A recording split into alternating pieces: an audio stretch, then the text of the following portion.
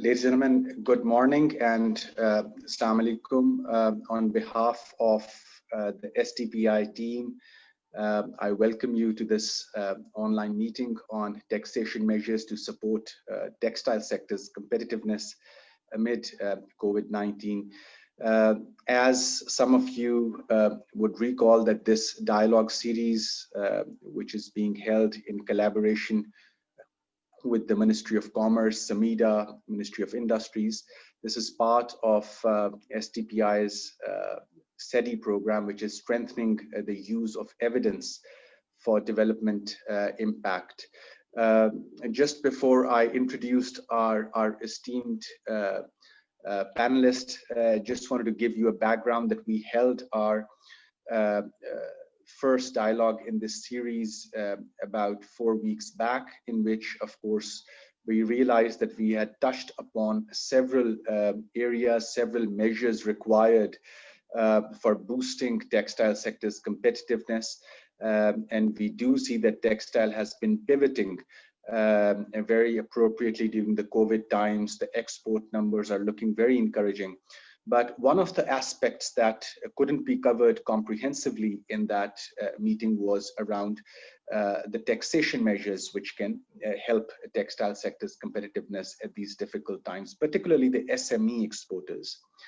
That is the overarching objective for today's meeting, to give you the time to discuss and offer your perspectives, which can then perhaps be taken back by our colleagues from the government who are joining here, but also importantly to feed into the revisions to STPF, which the Ministry of Commerce is currently undertaking. Of course, they've also invited regular proposals for the new tariff policy, which is already there, and the cabinet continues to look for revisions. And then, of course, if there are any sort of changes through, of course, a supplementary finance bill or any other measure that requires change in the Finance Act in the second quarter, as we are hearing.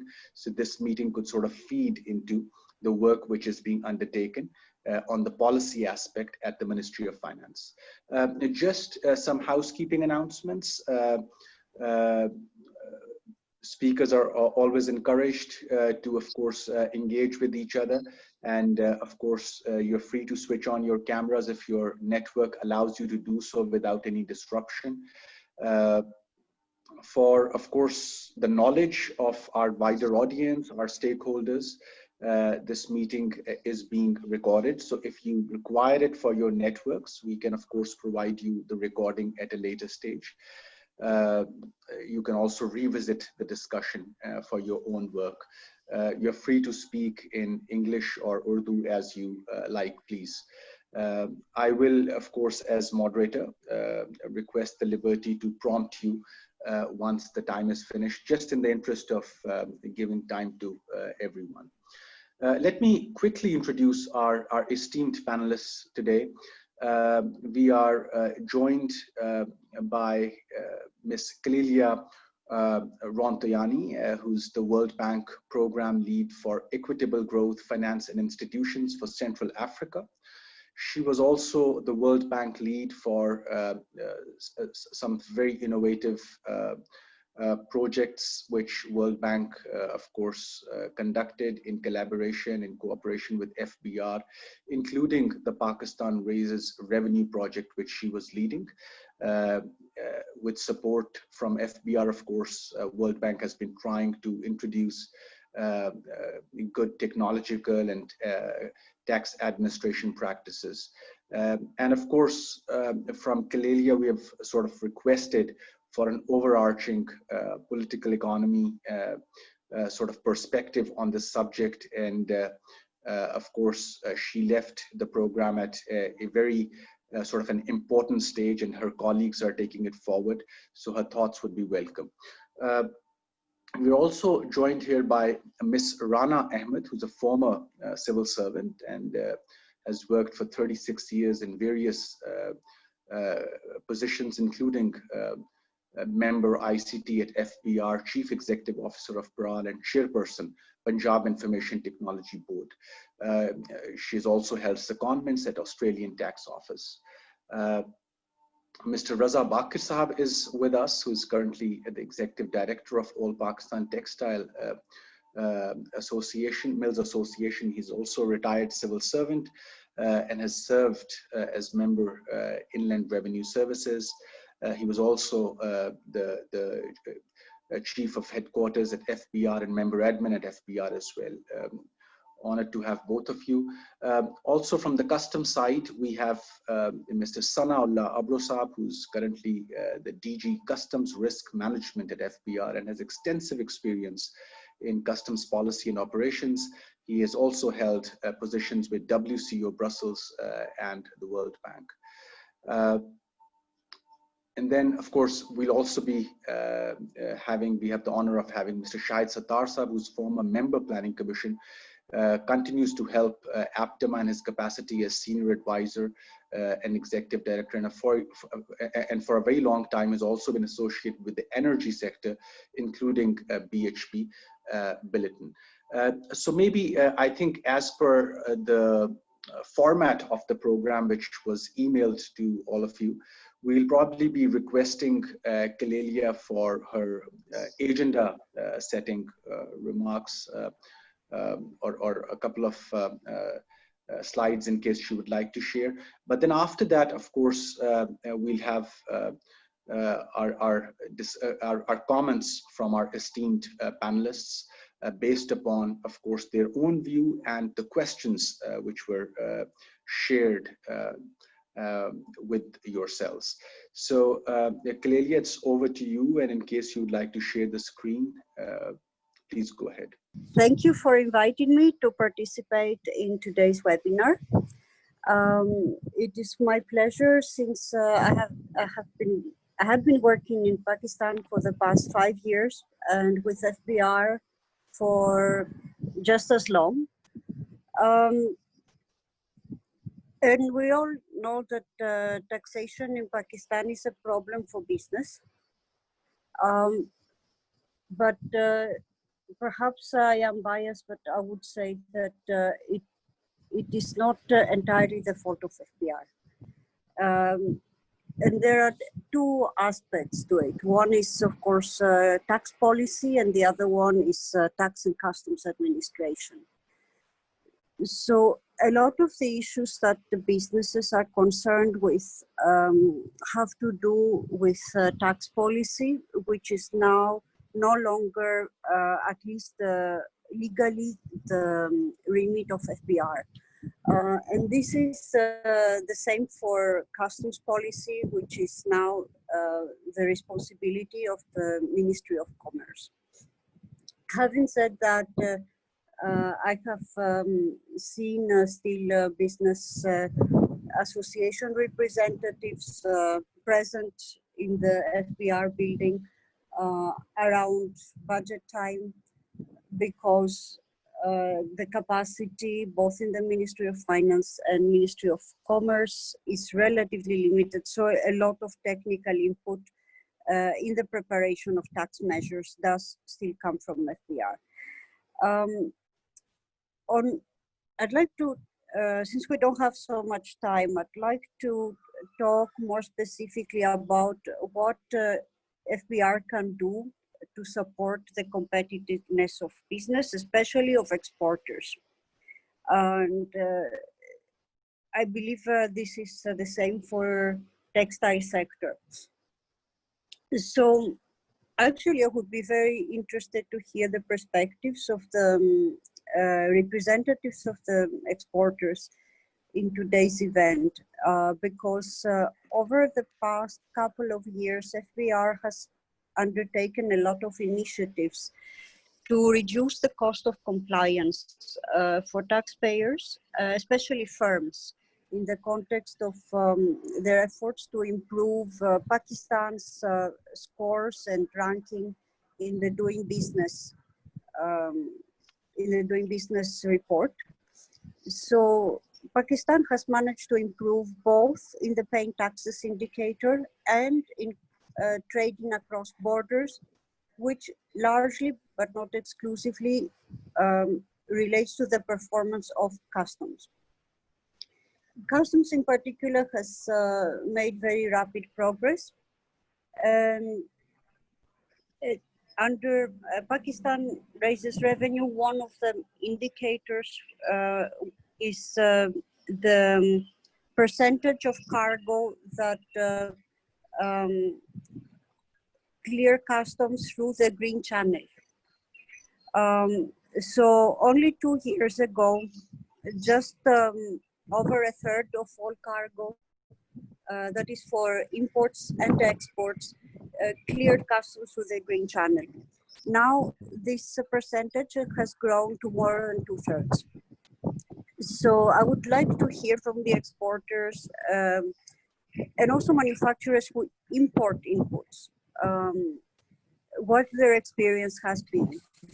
Clearance through the Green Channel means that it takes a lot less time, and this means a much lower cost, because the industry knows very well when you have cargo stuck at the border, the cost goes up exponentially. Other initiatives have been simplification of tax rates. That is the case for GST rates. I recall that there used to be some 96 GST rates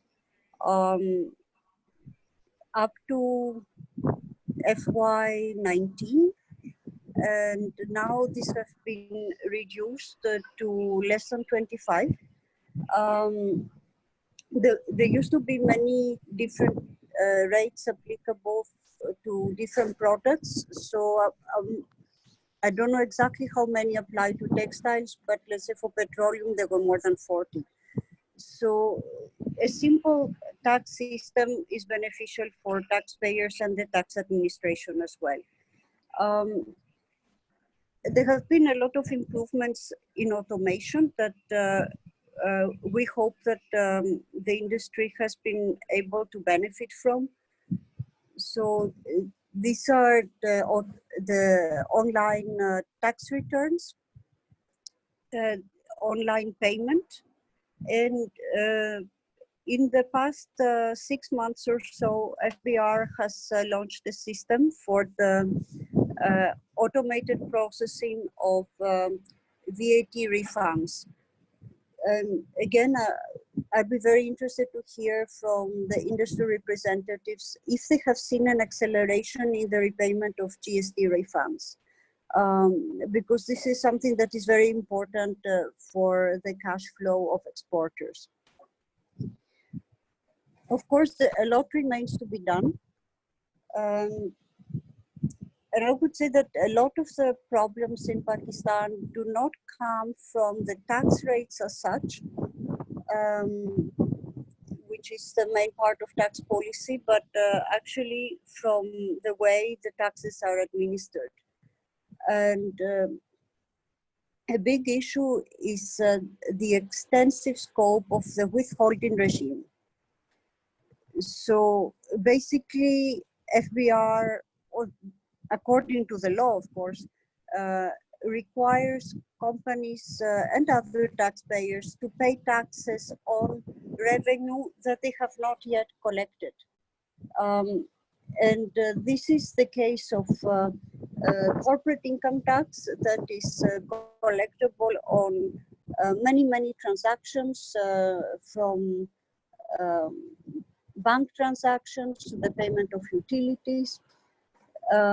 But also what I would see as a big problem is the requirement for importers to pay not only income tax, but also GST at the border when they import inputs that they need for manufacturing. It is important to note that 2/3 of imports in Pakistan are not consumer goods, they are not final products, they are inputs for manufacturing for industries like textiles. So officials often believe that making imports difficult and expensive supports the domestic industry. In fact, it does not. So this is something that we have been working with the government to try to get them to understand. And the industry could also raise this point. If the necessary inputs for production are expensive and difficult to import, then you have delays in the production process. You have very high costs, and the competitiveness of the industry is, of course, affected. There is nothing wrong with the manufacturing industry importing inputs. No country can produce everything self-sufficiently, so long as these inputs are used to produce something of higher added value that can be consumed either domestically or exported. So FBR has been trying to improve the import-export process and reduce costs, notably through extensive automation. And they are going to make even further progress as their systems improve. However, I think this is really a very important reform that customs is willing to undertake. I would encourage textile manufacturers to find out more about the authorized economic operator program that FBR Customs is launching. It is a new program that will enable companies that are well established and have a good record of compliance as importers or exporters of both, to always use the green channel, which will accelerate the process very much and reduce costs. And so I would encourage this industry, since it is a very big exporter, to take advantage of this new reform. And the idea is that once this program is in place, that FBR should not collect the GST upfront at the border, but give the importers more time to actually use the product, the inputs they have imported for the manufacturing process, give them 3 or 4 months to actually declare and pay the VAT. Or if within the same time they're already exporting, they could get the tax. So this is what I would like to. I'm not going to say much about the various tax exemptions and incentives, because such schemes have been way too many in Pakistan, and our analysis indicates that it has not helped manufacturing all that much. The most important thing in every country is for businesses stability in tax policy. The business needs to know how much it is going to pay in taxes, so that it can plan its production and its business accordingly. With the constant changes that we have in tax policy in Pakistan, this is becoming very, very difficult. So it is understandable that businesses tend to go for exemptions, concessions, and so on. But you will see even in the doing business, if you look at the top ranked economies, these are not low tax economies like Denmark and Finland and other economies in Europe. Businesses there are happy to pay relatively high taxes, higher than in Pakistan, provided that the tax system is stable and predictable, that the administration of the system is consistent and transparent, and that the cost of compliance is low. Of course, in Pakistan, we have a way to go until we reach a level of modern customer-friendly tax administration, but I have seen that FBR has been making a lot of efforts in this direction.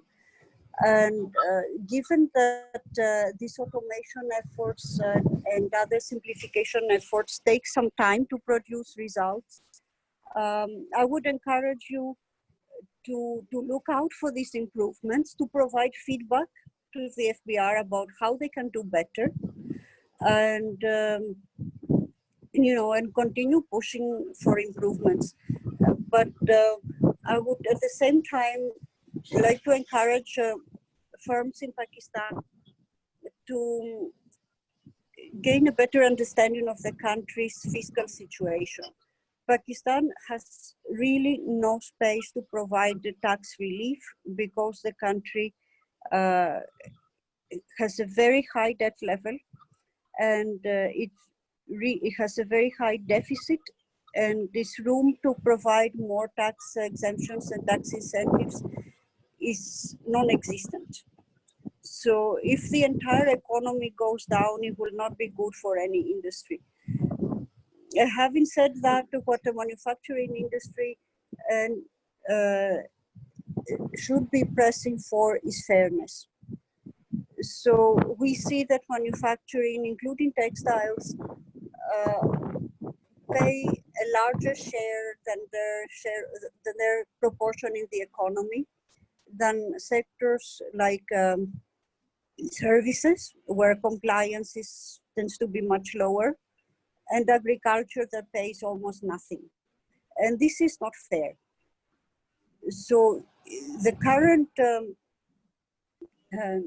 tax system, which is also a matter of tax administration, especially in services, which are the domain of the provinces. Provinces have not been able to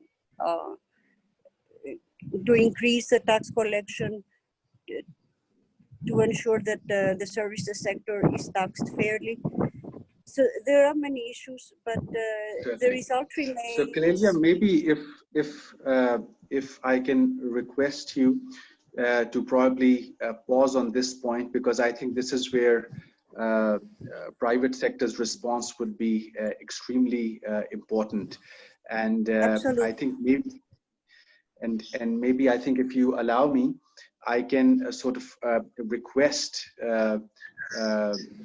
Mr. Shahid Sattar Saab, who's here with us today and has been very kind to elaborate on this issues which you have raised, as well as the questions which were provided for this session. But really, I want to thank you for giving us an overview of the recent reform measures which have been taken, and I think it was good that this was coming from you, because you were able to also explain some outcomes and impacts of these programs as well. But certainly a validation of this has to come, as you rightly said, from the private sector, whether these reforms are working for the private sector or not. So maybe I'll request Shahid Saab and APTMA's representation, Raza Saab, to speak first, and then we'll come to our colleagues from FBR, so that we have a way forward going into this meeting. Shahid Saab, it's over to you, please. I would humbly request that Mr. Raza Bakir speaks first, and then I'll sum up with my observations. And I have very, very harsh observations. So I think let Raza Saab speak first. Shahid Saab, for our sake, you can keep or you can make those harsh observations a bit nuanced. But of course, you're welcome to do that. Of course, Raza Saab, it's over to you, please. It's an honor to have you, sir. Please. Thank you very much. First of all, I'm thankful to SDPI for hosting this wonderful webinar and on the selection of a topic which is really very, very relevant and focused and pertinent to the current situation. Just because, you know, textile industry has a mainstay in the economy of Pakistan. It contributes about 85% of the total GDP and about 60% of our exports come from textile industry. Then almost 40% of the industrial workforce is from the textile sector, and it provides livelihood to about 25 million people, both directly or indirectly. So, this is the reason that textile industry has a lot of significance for the economy of the country. And as you may be knowing that the total exports of Pakistan during 2019 and 20 were about $21.39 billion. And out of those exports, about 60%, which means around $13 billion, 12.6 or 7 billion, they constitute textiles. And you may be knowing that historically, Pakistani textiles comprised of low value added items like yarn or raw cotton, but we are thankful to Allah that our exports are now moving towards value added items. As you may be seeing that the 77% of our exports consist of knitwears, bedwears, towels, tents, garments, made-ups, and other value-added items. And low value-added exports are drastically going down. So it shows that there is a lot of potential and there is a lot of scope for further expansion of textile industry and for earning more export proceeds for the country. So now we come to COVID-19. COVID-19, as you know, had adversely affected almost whole of the world. It was a great challenge, almost a crisis-like situation, not only for the Pakistan, but for all over the globe. And thanks to Allah that we are coming out of this pandemic. And just to give the figures that before COVID-19, textile exports were about 4 to 5% more than the last year's exports. In July to March 2019-20, textile exports were about $10,415 million, as against the exports of $9,989 million in the corresponding period of last year, which shows a marginal increase. But COVID adversely affected textile exports, which is evident from the fact that in April 2020, our textile exports went down by about 65%. And then in May, again, there was a fall of about 37%. But situation started improving in June when the fall was only 5%. And in July of the current financial year, the exports have started going up. In July of 2020, our exports surged by about 25% as compared to the preceding month. So it's a very healthy sign and very good sign that the exports have started picking up despite the overall global recession and the meltdown of economy. And the exports of July 2020 are expected to be, is a good benchmark and a good sign for further expansion of exports in the coming months. And this is all just to show the significance of textile industry and the potential. So this potential can further be improved by, I think, some taxation measures and some administrative measures on part of Federal Board of Revenue and Ministry of Finance. The biggest problem of textile industry is zero rating.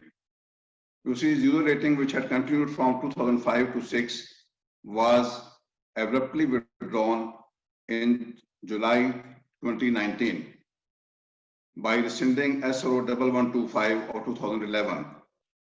This was done by FBR under the impression that the total consumption of textile in Pakistan is as much as the exports of Pakistan, which means if our exports were about $13 billion in the last year, the local consumption of textile products was also about $13 billion, which in Pak rupees come to roughly 2,000 billion rupees.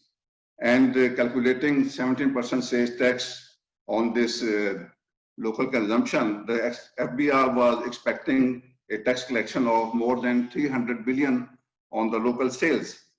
But these calculations and estimates of FBR were not based on any ground facts. Rather, it was just an assumption, because when we see the figures of collection of tax revenue from zero-rated items, we see that only a net tax collection from zero rated items was only 82 or 83 billion. And this is despite the fact that about 70 to 80 billion refund claims of textile sector are still pending. So in fact, what we have earned, maybe ₹1 billion or 2 billion rupees. And you see the cost of it. The whole textile sector was given a liquidity crunch. Its refunds are blocked, its money is blocked, and so many man hours are wasted both by FBR and the textile mills in preparing the refund claims, in following up the refund claims, and running after the tax offices. So I think the biggest issue for textiles currently is the revival of zero rating. And if zero rating is revived, then we estimate that at least the exports of textile from Pakistan will, I think they will jump by about, jump to double in the next 5 to 7 years. But we don't ask for that the local sales should not be taxed at all. We are for taxation of local sales. We are for taxation of the local products. But the point of collection of tax is not the spinning mill or the weaving mill or the processing mill, because they are just the inputs. The consumer buys the textile products from the retail stores. So we want whatever the tax you have to collect or levy, it should be done at the outlets, at the sale outlets, where the consumers go and buy the textile products, including garments, made-ups, towels, whatever they want to buy. So there should be no collection of tax at the manufacturing stages of initial goods like spinning or weaving or processing. And if at all any tax is to be collected, it should be collected from the consumer at the point of sale, at any rate, whichever is decided by the government. Right. And the second problem, is the payment of refunds. Refunds is a big problem for not only for the industry, but also for the FBR. FBR has tried a lot many systems like STAR, the CREST, and now Faster, and so many systems, Stream, you name anything, it was tried in the name that now the situation will improve, there will be no blockage of refunds. When zero rating was withdrawn in July last year, the FBR had committed that sales tax refunds will be paid within 72 hours. But this remained only a dream. It was never translated into reality. So much so that the next year edge, which is considered as a refund claim for July 2019, are yet to be filed. And FBR had been extending the dates for filing of an extra edge for July 2019 up till now, which means almost more than 1 year has passed, but still an extra edge, which is a refund claim, have not been filed. Because there are many problems in XRH itself. There are many errors in the systems. There are many conceptual issues involved therein. And so, if at all there has to be a sales tax, whatever rate it is, we have to improve the system. We have to, Sure. Sorry. So my proposals are for payment or refund expeditiously are that at least for the corporate sector, we should pay the refund claim up to 80% within 24 hours of filing of the claim. Because, corporate sector exists there with a lot of investment, with heavy investment, and there, if at all, when their claim is processed, subsequently, you can retain 20%, and then there is a corporate guarantee involved over there. So you process the claim in next 1 week's time, and if claim is okay, you pay the remaining 20%. If there is any problem in the claim, then you can recover from the claimant. So my proposal would be that 80% of the refund claims amount should be paid to the corporate sector within 24 hours of filing of the return. Then there is a need for simplification of an extra edge. You see, in an extra edge, the claimants are required to declare the PCT headings of different inputs and outputs in about 4 to 6 digits. And understanding of HS scores is very difficult for a man sitting in Faisalabad or in Wazirabad or in Gujranwala So our proposal is that this exercise should be simplified. We should require PCT headings of only 2 digits. Initially, starting with 2 digits, which is a chapter heading, then going up to 4 digits or 6 digits, then whatever is the requirement. But initially, it should be very simplified. Then there is an issue that refund can only be claimed when the goods have been actually consumed or exported. In overall VAT system in most of the countries, the input tax adjustment or refund is paid when the inputs are purchased, because from the date of purchase till the consumption and subsequent exports, it is a time-consuming process of sometimes more than 1 year, sometimes 2 years, sometimes 6 months. So for a longer period, a large amount of the manufacturer remains blocked with the Federal Board of Revenue. So there is a need to change it. We can link it with the purchase, like input tax adjustment for local consumption. You can claim input tax adjustment the day you purchase the goods. But in case of exporter, we are refusing this facility to him, and we are linking it with the consumption and actual exports. So I think this may also be linked with the purchase. Next is a zero rating of textile machinery. You see, levying tax on machinery is not understandable, at least to me, because machinery is, is purchased or installed for creating jobs, for moving the economy, for getting productions, and machinery is very, very heavily invested. And if you levy sales tax at the rate of 10% even or 17%, it blocks a lot of money. And although you can get input tax adjustment for that tax, but when you can get it, because today you import a machinery, it will take about 6 to 8 months to be installed there, and another 2 to 3 months to start the production and start supplying the goods. So for a long period, the tax paid on machinery remains blocked. So there is a need that we should zero rate all sorts of machinery, including textile machinery, by withdrawal of sales tax on the import or local purchase of machinery. Now, one more thing, that active taxpayer list of the FBR. So you see, if any person fails to file sales tax return for 2 months, which has now been increased to 3 months, and then he is declared as non-active. Non-active means all his invoices, all his claims, everything is blocked. You see, in this period of COVID-19, when there are so many issues, so many crisis-like situations, you need to extend this period. This period should be extended at least for 6 months. You should wait for 6 months, because you see many banks, many other organizations, they have extended their periods.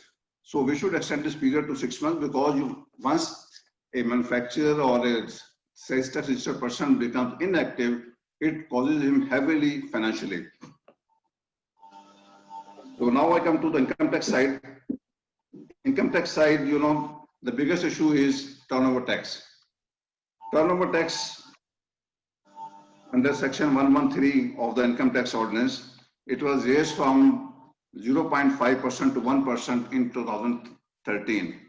Then it was further increased to 1.5% in 2019. You see, concept of tax on income is really understandable. But levying tax on turnover, it's a sales tax. It's not income tax. When there is no income, how can you ask the taxpayer to pay tax on the basis of his total sales?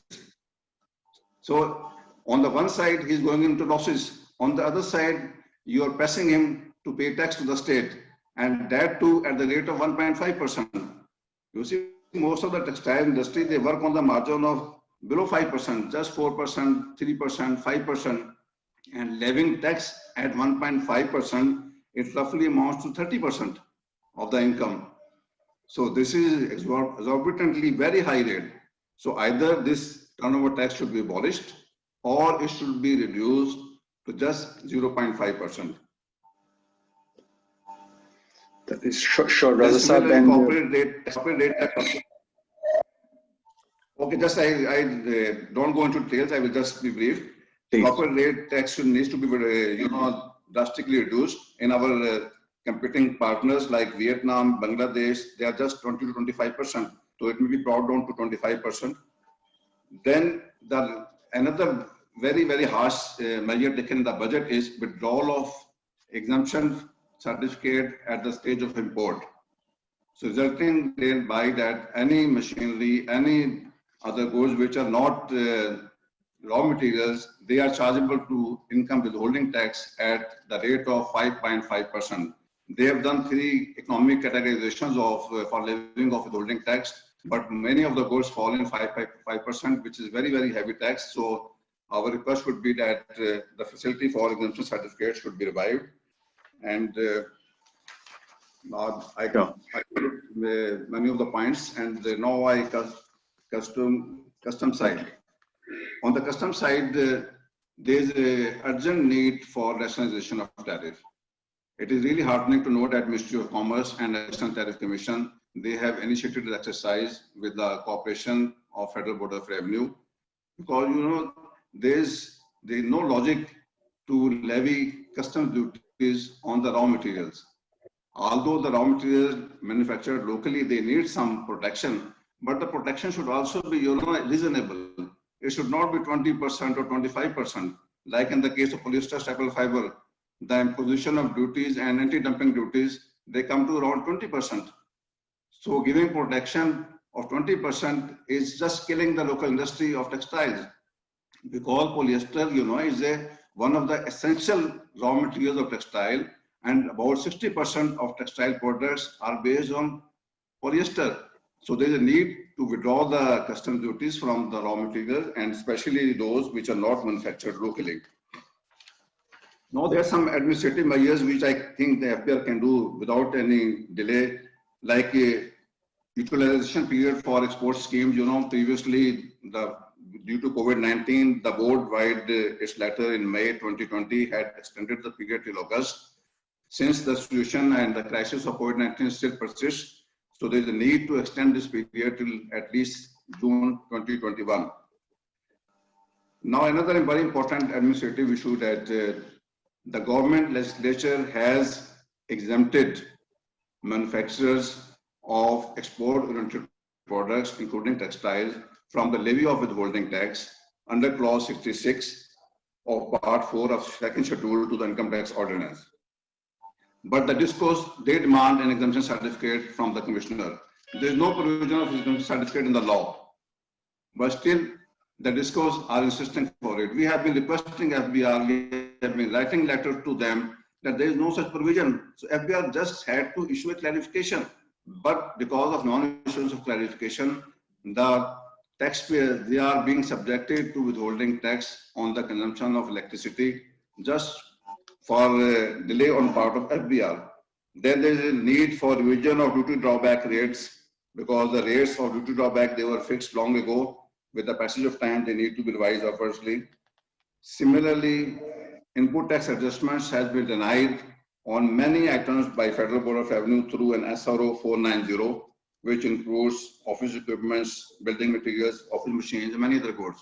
There is no such concept globally in the VAT system to restrict input tax adjustments. So then you see, then another problem is that because of COVID-19 and restrictions imposed due to different SOPs, the interaction between a taxpayer and tax collector has become almost impossible. Taxpayer has no access to the offices. They write the letters and their letters are not responded. I think that administratively FBR had to take action. Of course, following SOP, they should ask their field officers to have an open door policy. Open door policy means the offices of tax officers of grade 17 and above, they should be available at least from 9:30 to 11:30 or 12:30 for 2 to 3 hours every day. During those times, there should be no meeting. There should be no other activity of the officer. They should remain in their offices, and the taxpayers should have access to the offices subject to complying with SOPs.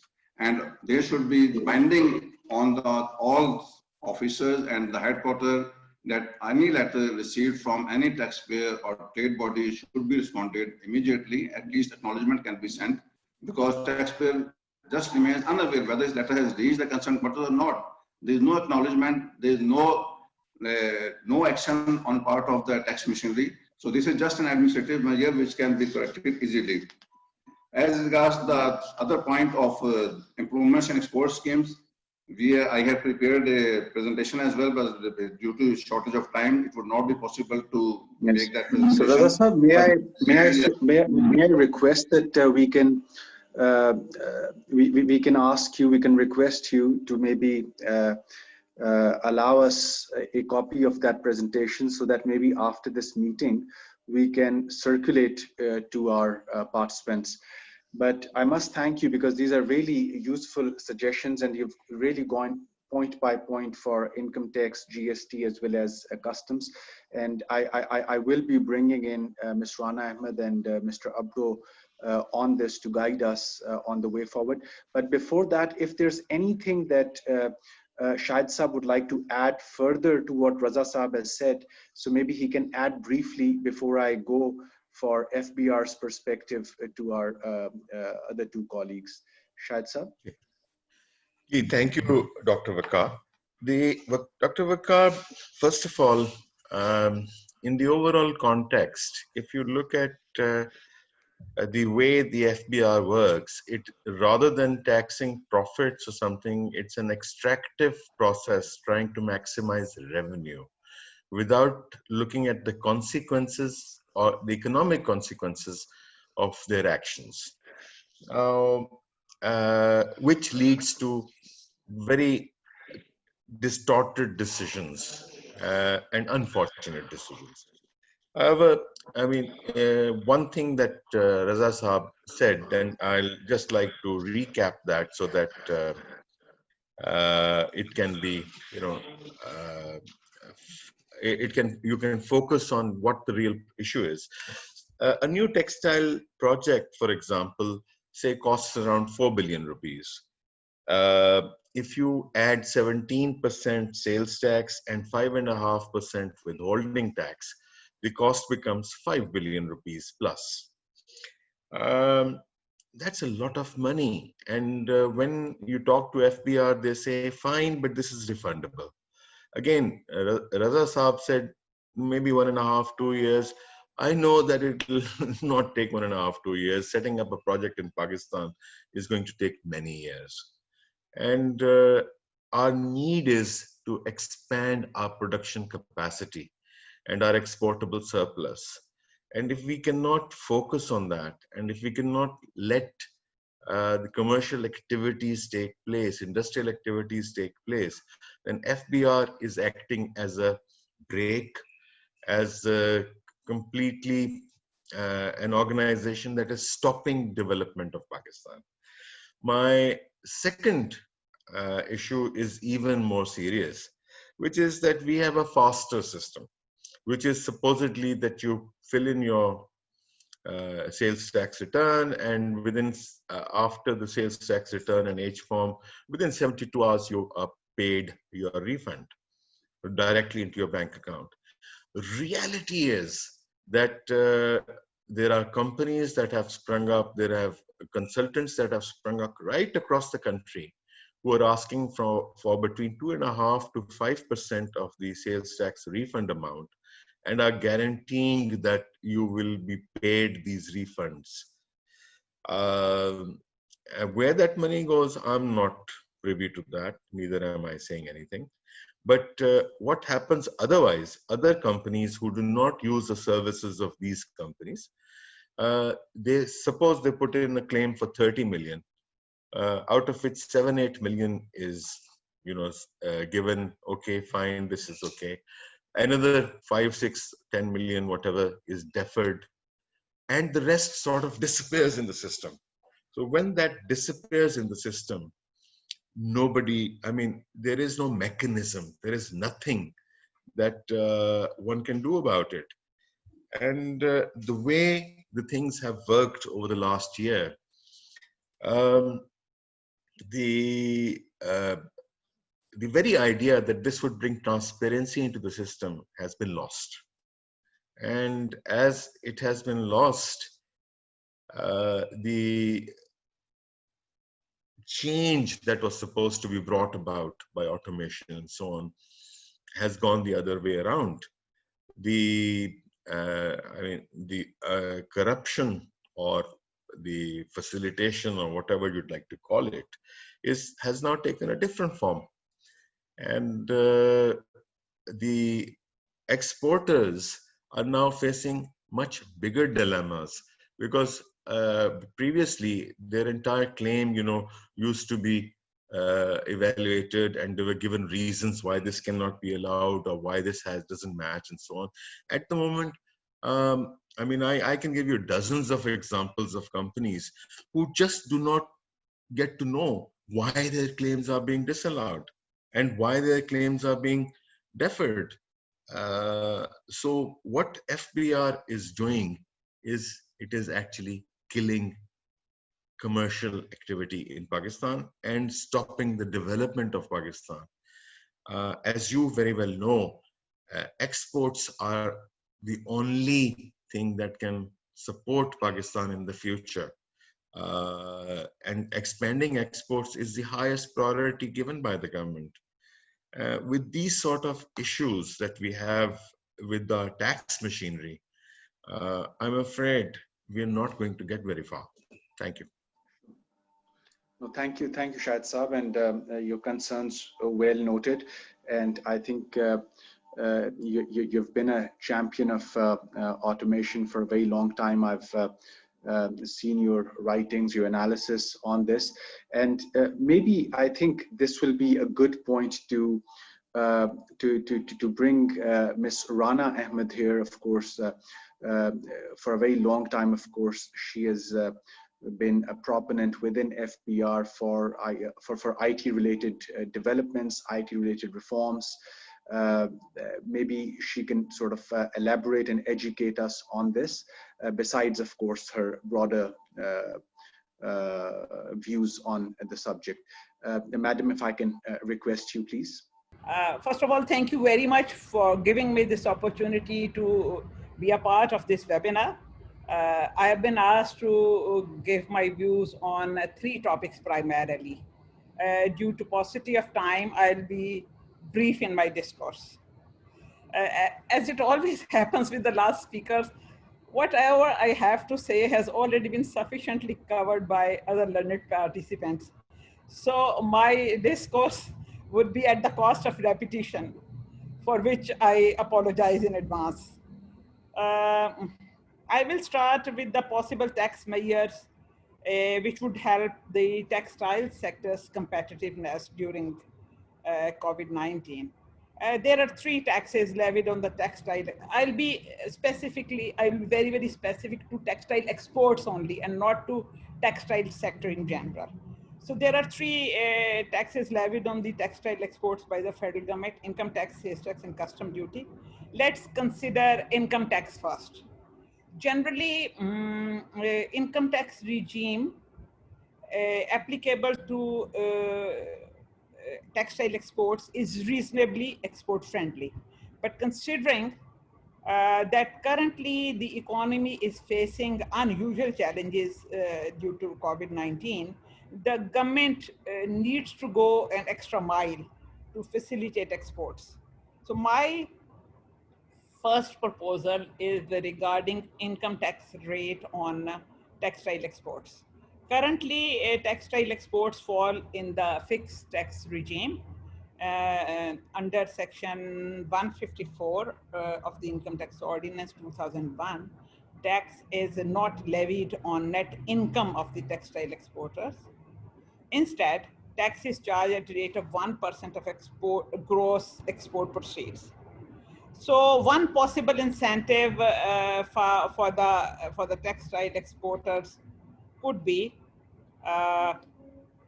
that additional export revenue during the current tax year, that is 2021, which is over and above the export revenue during the previous tax year, that is 2020, should be 0 rated. For the tax year 2019, total tax collection from textile exports as per FBR's data was 17.3 billion rupees. So if textile exports double during the next 5 years, revenue loss to the federal government would be only 17 billion rupees. However, foregoing this amount by the federal government may work to bolster textile exports. My second proposal is regarding income tax withholding on textile exporters. A number of adjustable taxes are withheld from textile exporters, which upon filing of the returns become receivable refunds. Now, getting such refunds from the FBR is a daunting task. So my suggestion is that such textile manufacturers whose export proceeds are equal to or more than 90% of their total turnover should be exempted from all adjustable withholding taxes. This measure will substantially ease out their liquidity crunch. Now let us consider sales tax. This is an area which has created massive problem for the textile exporters. Up till 30th June 2019, the textile sector was under the zero-rated sales tax regime. However, from 1st July 2019 onwards, it was placed under the regular sales tax regime. The actual motive, so to say, behind this change was to generate short-term revenue, which could be withheld for a few months, although the stated rationale of the government was misuse of the facility by some textile manufacturers who had local sales in addition to exports. Such revenue measures can at best be called myopic and counterproductive. Even if it is assumed that there was some misuse of the zero rating facility and the government was actually losing revenue on that account, statistics suggest that even after withdrawal of the zero rating facility, the government is still a loser. Under the zero rating regime, the taxpayer was the sole beneficiary of the revenue, if any, lost by the government.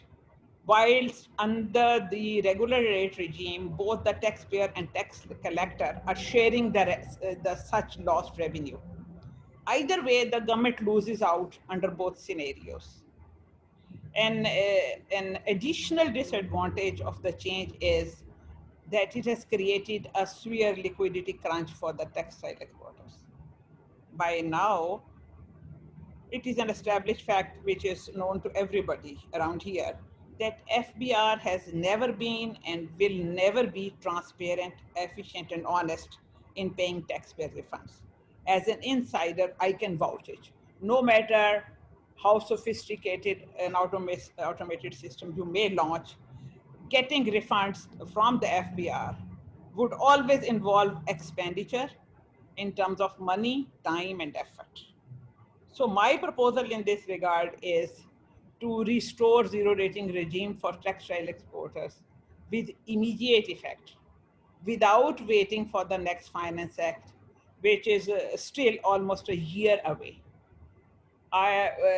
Even when FBR was considering withdrawal of zero rating facilities for the 5 export-oriented sectors, I was against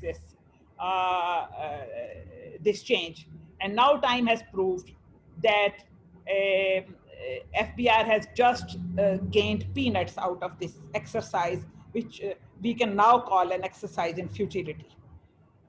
As far as custom duty is concerned, I'm not an expert in that area, and since my learned colleague, Mr. Abro is here, he would throw some light on it, and Mr. Raza Bakir has already discussed it thoroughly. So lastly, I present my views on the formulation of a realistic, rational, and pragmatic tax policy. The current tax policy formulation suffers from numerous persistent and chronic issues, some of which I will discuss.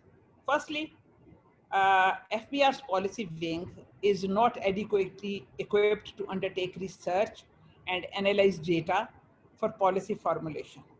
And its evidence and knowledge management systems are at best rudimentary, because of which decision making relies heavily on guesstimates instead of econometrics and statistical analysis. Secondly, FBR's policy formulators severely lack first-hand knowledge of businesses and on-ground commercial practices. Thirdly, FBR's policy formulators have a typical tax collector mindset, where revenue is the prime consideration. I can safely vouch that because I have been a part of FBR for 36 years, and I also suffered from the same syndrome till I happened to be on the other side of the table. The combination of the tax policy and revenue administration has an inherent problem of using the policy as a tool to maximize revenues at the expense of investment and economic growth. Hence in FBR, there is a rather callous insensitivity towards taxpayers' problems. The government is well aware of the issue, which I have just highlighted. In November 2018, the federal cabinet took a decision in principle to separate tax policy from revenue administration. However, up till now, no substantial progress has been made to implement this decision. It's mainly due to half-hearted support from the FBR, which does not want to let go its policy, tax policy function. The Tax Policy Research and Analysis Unit established within the Finance Division has not been empowered to take off. Similarly, the committee constituted to work out legal and technical modalities is working at a snail's pace, which clearly reflects the lack of commitment of the government towards this great concept. My proposal in this regard is to immediately constitute and functionalize the separate policy board provided in the FBR Act 2007 and abolish FBR's policy wing forthwith. Obviously, FBR would have a strong representation on the policy board as well. Additionally, it would be a great idea if independent research institutions like SDPI and others are formally associated with the Tax Policy Research and Analysis Unit established in the Finance Division to assist in revenue forecasting, tax expenditure analysis, distributional analysis, economic impact analysis, cost benefit analysis, tax indicator analysis, tax expenditure estimate, tax gap and determination, so on and so forth. With this, I come to the end of my discourse. I am available for answering questions for the from the participants. But before I finish, let me answer a question presented by Mr. Munib, in which he has asked about the digital transactions. So digital transactions are generally protected by the Electronic Transactions Ordinance 2002, and they are in addition specifically protected by the Income Tax Ordinance 2001, Sales Tax Act, and Custom Act as well. So there is no legal issue as far as electronic transactions are concerned. Thank you for your time and patience. Certainly. Thank you, Madam Rana Ahmed. I think these are very, this was a very comprehensive intervention around most of the points, and particularly something very close to our hearts, which is the evidence generation and evidence use for tax policy and administration. And yes, I will encourage colleagues who are attending this in audience to maybe post questions in the chat box if they have any further queries.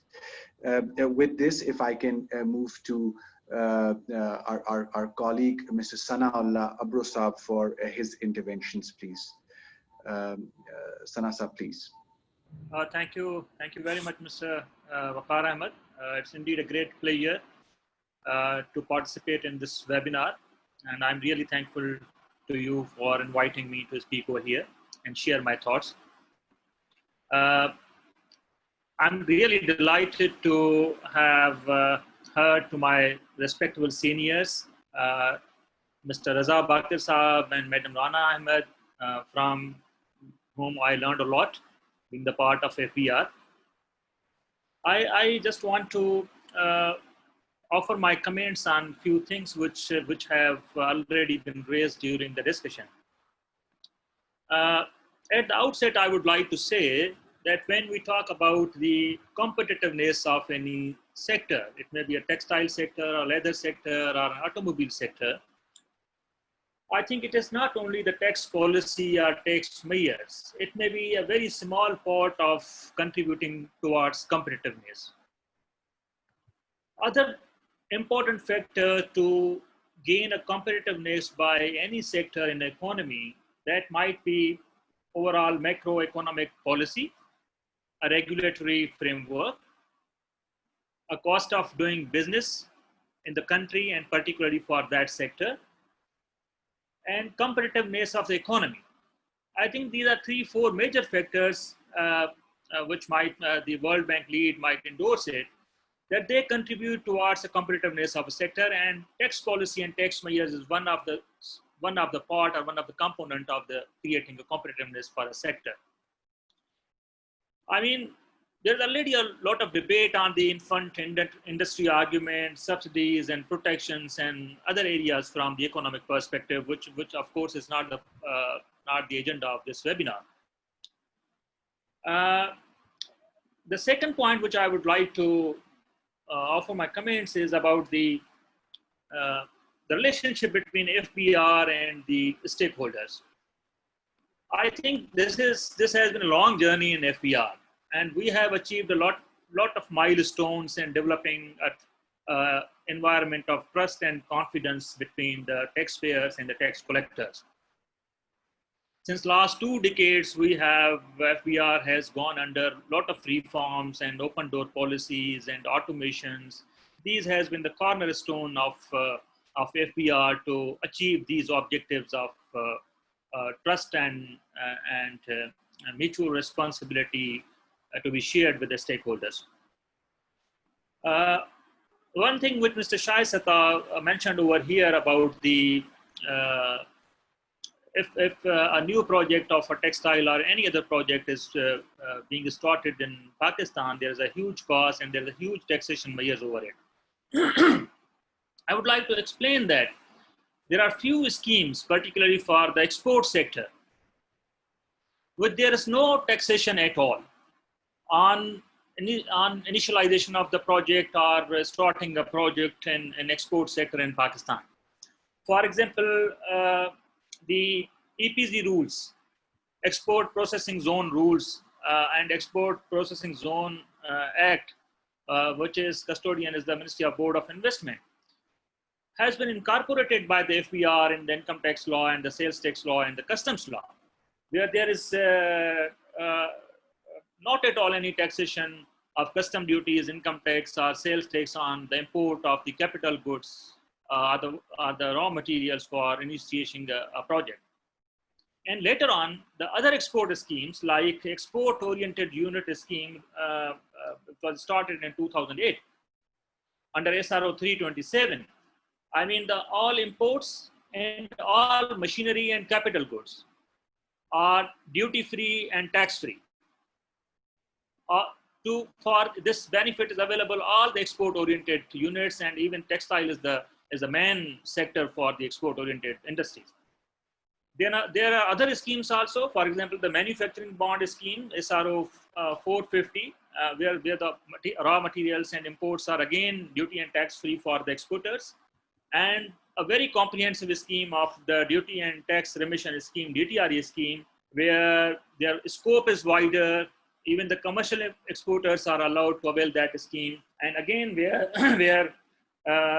even the local inputs are free from taxes to be procured, to be used on the goods exported from Pakistan. So I think the alternative plans and alternative programs are already there, and which are widely used by the exporters of different sectors. And if we calculate the cost of exemption on these programs availed by the different exporters and different sectors, that runs into the billions of rupees every year. Another point which I would like to offer my comments is about the, which also touched upon by Mr. Raza Bakir Saab and Madam Rana, that is about the FBR's tax policy has an inherent bias against the economic development and the investment in the country. I can quote here 2-3 examples, like the recent role played by the Ministry of Commerce in tariff rationalization, which Mr. Raza Bakir Saab mentioned about it. And I will just give few examples that how it impacted during this current financial year's budget. That role of Ministry of Commerce, enhanced role of Ministry of Commerce in tariff rationalization, has impacted a lot, and the outcomes has been wonderful. There has been distortions in the tariff policy during the last times, but I think FBR is on the right track to taking many corrective measures. For example, during this financial year budget, exemption of additional customs duty has been given to the items which are already at the 0% of custom duties, and these items runs into 1,623. And out of these 1,600 items, a large number of textile related items are also on the list. Second was the reduction of customs duty on the raw materials. Again, already a long list of raw materials is a duty free. Apart from those schemes which I mentioned earlier, the new 40 items, 40 raw materials has been added to the list to reduce the cost of imports. And reduction of custom duty on the 90 tariff lines. I mean, the goods coming under the 90 tariff lines, customs duty has been reduced from every slab to the lower slab. And exemption of custom duty on raw materials, such as the buttons, the buckrams, the interlining materials, that has been placed into the 5th schedule of the Customs Act. Means again, the exemptions of duty taxes on the raw materials which are widely used in the textile sector. And apart from that, the reduction of the regulatory duties on 135 items, again, that items contain a large number of the textile items. So I think these are the incentives, and these interventions indicate about the way forward, or where the FBR and tariff rationalization wants to take the economy ahead and wants to take the tax policy ahead. So I think this is a clear indication of the FBR's approach for reducing the cost of imports, apart from those schemes which are openly and widely available to all export-oriented sectors. About the refund and rebates, I think this has been a very contentious issue since a long time, since we joined the service FBR. And one thing should be appreciated, that FBR has continuously been working on the resolution of this issue and has been forthcoming to resolve the issues of the taxpayers. For example, in the early 2000s, as Mr. Raza Bakir mentioned about the STAR program, it was the automated refund systems which was given to the exporters. Then it was again improved in the form of CREST, and again this other module came like streams, and recently that has been again developed more with the name of the fastest. these efforts and these IT solutions always come with some problems and with some issues which go along with the resolution, with the help and feedback of the taxpayers and the clients. I think this is a continuous process. The important thing is that the FBR is committed to move ahead, automate the refund regime system. On the issue of zero rating, I would not like to dilate upon that because it has been a policy intervention, a major policy intervention, which has been experimented by FBR. And on the both sides, the arguments are very strong from economists' point of view, from the client's point of view, analyzing the local sale and domestic production and removing the distortion from the sales tax system. But I think the experts can further dilate upon it because nowadays I am not dealing with the sales tax issues. But one thing which I can share with the participant that this year that has been a tremendous for the export sector, and FBR gave them a maximum number of refunds, like 235 billion refunds were given during this financial year as compared to only 69 billion last year. So I think this was particularly in the COVID situation that all over the world, governments wanted to support the economic sectors in a different form. Therefore, FBR extended the huge amount of the refunds. And I think duty drawbacks has been also a record number, is around 20 billions, which has been paid to the different sectors of the exporters like leather, textile, and other also. So I think these were the some measures which has been taken by FBR. The last point which I would like to share with my colleagues and audience, that is a way forward. I mean, the way forward lies in FBR's view in automation and more automation, reducing the cost of doing business and creating the competitiveness by implementing the agreement on trade facilitation, which will again reduce the cost of doing business and create an openness and confidence between the taxpayers and tax collectors. Two, three steps which I would like to throw light is, number one is the National Single Window Program. I think National Single Window Program, which is going and being developed very satisfactorily, is going to change, bring a transformation in Pakistan about the regulatory environment, from where only single point the traders can input their data and they will be facilitated to get their all type of licenses, clearances, NOCs from different ministries from a single source point. Second is the VBOC. I have been recently posted as a director VBOC at Karachi.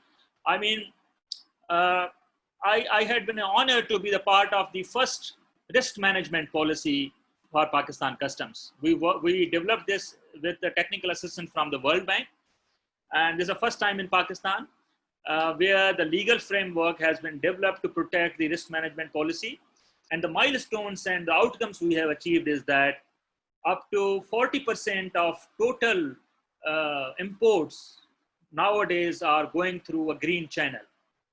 I mean, it's a big achievement in a country where the major portion of cargo was being examined and being inspected by the inspectors, but that intervention has been totally eliminated to over 40% cargo on the import side. But you will be amazed to know that this percentage is up to 70 to 80% on the export side. This shows the commitment of FBR and customs, particularly how to what extent they want to facilitate the export consignments. I mean, 70-80% export consignment are not intervened by any customs authority. They just file the document, they just send the goods off, and they are exported. The last thing, which is again a little ahead, we are again doing that under the Pakistan Raises Revenue Project with assistance of the World Bank. That is, we are working upon the pre-arrival clearances. That on the import sides, before arrival of the goods, the importer can file documents and get their goods cleared. And same on the export side. I think these are some policies, long-term policies, which are going to have a greater impact on reducing the cost of doing business in Pakistan, reducing the cost of the regulatory interventions, regulatory formalities, which is basically really a cause of grievances to the traders. And that is going to contribute in the real terms to the competitiveness of the different sectors of economy in Pakistan. So that's from my side. Thank you. Thank you so much, Sanaullah Sahab. I think this is very insightful and, of course, very encouraging to know that such measures are being expedited, particularly the pre-arrival clearance, as well as the National Single Window Program, which I agree with you, could significantly reduce the regulatory burden which is currently being faced at the import stage. Yes, I do agree with you that having a role of Ministry of Commerce in the tariff policy has also helped to not only make the tariff policy more inclusive, more participatory, but I think it has also given a greater voice to the stakeholders in the overall process. So thank you very much. So we are left with the final 7 or 8 minutes, and I do see a very engaging discussion in the chat box, and I'm sure there'll be questions for our panelists which they may like to answer as per their ease. But I also want to maybe give an opportunity before we end to our panelists if they have any final thoughts or questions. We may not have time to take responses, so may not be able to indulge in crosstalk. But if there are any other observations, please feel free to come in. There is a raise of hand option at the bottom. I do understand that Shahid Sattar Sahab wanted to add briefly to the discussion. Shahid Sahab, please. Number one, I find it very difficult to understand that refunds are given to us as if it is they're giving out of their own pockets. This is money that the industry has given to FBR, and FBR is just refunding that. It's not giving money of its own. Number one. Number two, comparing it with the previous year is completely erroneous. The previous year to that, there was no 17% sales tax. So how can you compare a 0% regime and the sales tax paid refunded during that, and a regime where 17% sales tax is?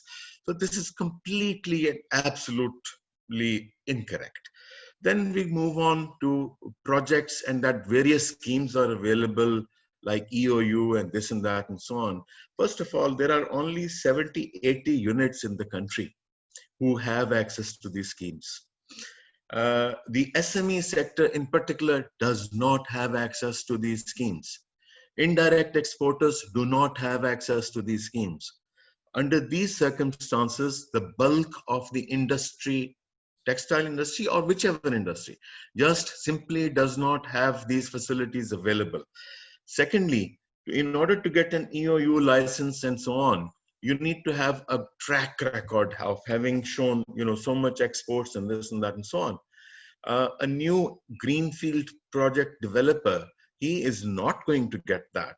And obviously, and may I please ask Mr. Abro that if you ask for a slight change in any of addition or subtraction in any of the schemes, just of one item that is in use, your commissioner takes 8 months to decide on that. And if you want, I can give you plenty of examples. So these schemes are not working. They are there on paper, they are there for everyone to see, but they are not available to the industry. There is now, Raza Bakir Saab has prepared a simplification process for this. However, going back to automation, surely, why is it that we're still having to pay 2.5% to 5% in speed money to get our automated bills paid? And should you want evidence, I can provide plenty of evidence. Thank you. Sure. Thank you, Shahid Saab. And Abro Saab, in case you would like to respond on this, please feel free to do that. Otherwise, of course, I can request our other panelists, in case they have any final observations, they may please go ahead. Yes, I agree with Mr. Comments from Mr. Shai Sattar Sir. These refunds are not the money of the FBR. This is the taxpayers' money which FBR has to return back. And this is the understanding and thinking at the FBR. And I agree with him that it is not comparable that last year there was a zero rating, therefore we cannot compare, but he will appreciate that paying 235 billion that has been really paid and 20 billion on account of the duty drawback during this year. The last thing that these schemes are cumbersome, these are difficult, that I respectfully don't agree. These schemes are open, even these are open to the SMEs, these are open to the all kind of sectors of the exporters, and a large number of exporters are taking advantage of these schemes. I mean, without paying any on account of taxes and on raw materials, machinery, capital goods, they are coming duty free. Even the local goods are procured duty free, and they export their manufactured goods. So this is these are the great schemes, but I think the problem lies about the awareness, understanding, and maybe I again admit myself that reaching out to the stakeholders so that we can make these schemes successful. I totally agree with Shai Saab that, you know, the existing schemes are of course very helpful to the taxpayers and the exporters, but you know, they were drafted long ago, like DTRE rules, they were drafted about maybe 15-20 years ago. Similarly, manufacturing bond, although there have been amendments, but I think just merely patchwork or minor adjustments or minor amendments would not serve the purpose. So for this purpose, APTMA has, you know, drafted a unified, simplified, and harmonized export-oriented scheme, which we can share with all of you. We have already sent a copy of it to FBR as well as Ministry of Commerce. It's all based on automation scheme. And I think if FBR gives a sympathetic consideration to that scheme, that will tremendously help the exports of the country. That will tremendously help even FBR, because we have taken all measures to forestall any misuse of the scheme or any waste of revenues of the country. Thank you very much. Thank you, sir. Thank you, Reza. I think we will request for this copy as well to annex with our report too. This will be very useful to look into the unified scheme and also to discuss it with our colleagues at FBR. So thank you very much for educating us on this. So I think with this, allow me maybe half a minute to elaborate on the way forward. We will be coming back to all of you with a very quick and brief summary from the proceedings before we take this back to FBR and Ministry of Commerce's leadership. Of course, as I said in the beginning, this particular subject or this particular meeting is being held on their request. So it'll be important to have your further inputs on the written report that comes out. It'll be in your hands in about a fortnight. We also have an online webpage for the SETI dialogue. So feel free to contribute or add further inputs or upload further inputs over there at SDPI's website. Allow me to now finally thank our esteemed panelists today. I'm very grateful to Kalelia, Ms. Rana Ahmed, Mr. Sana Bro, Mr. Raza Bakir, Mr. Shai Sattar for taking time out. I do understand that with COVID and the pivot that is taking place, these are busy mornings, but really appreciate your taking time out and preparing and educating our audience on this. I'm equally grateful to the private sector colleagues, to APTMA members who were able to participate in this webinar, as well as our SETI and SDPI research teams who were able to participate as well. We'll be soon coming back to you with a report on this for further inputs. With this, thank you very much, and I wish you a very good rest of the day. Thank you.